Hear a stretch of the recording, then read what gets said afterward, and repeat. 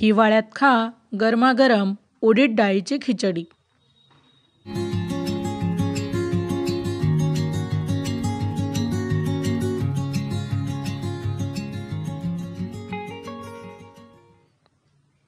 नमस्कार, cooking pair या YouTube चॅनलवर आपले सहर्ष स्वागत। आजच्या व्हिडिओमध्ये आपण पाहणार आहोत उडीद डाळ खिचडी रेसिपी। सामान्यपणे सर्वांच्याच घरी विशेष दिवशी तसेच इतर दिवशी देखील खिचडी बनते। खिचडी ही लहानांपासून मोठ्यांपर्यंत सर्वांना आवडते। तांदूळ, मूग डाळ, मिक्स व्हेज आणि उडीद डाळ सोबत इतर धान्याची पण खिचडी बनवली जाते। सगळे वेगवेगळ्या रेसिपीने आणि साहित्याने खिचडी बनवून खातात। आज आपण बनवू या उडीद डाळीची खिचडी।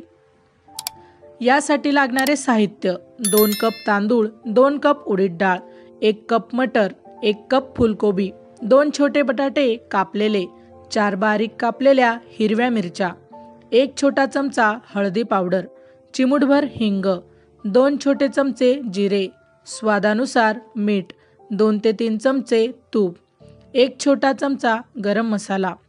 आता पाहूया कृती। खिचडी बनवण्यासाठी नवीन तांदूळ आणि भिजवलेली उडीद डाळ धुवून बाजूला ठेवून द्या। आता कुकरमध्ये 1 चमचा तूप टाकून ते गरम करा। मग त्यात जिरे, हिरवी मिरची, हिंग टाकून परता। त्यानंतर मटर, बटाटा, टोमॅटो आणि कोबी टाकून 5 मिनिट परता। भाजीमध्ये हळद तसेच गरम मसाला टाकून परता। भाजी शिजली की त्यात उडीद डाळ आणि तांदूळ टाकून पुन्हा परता।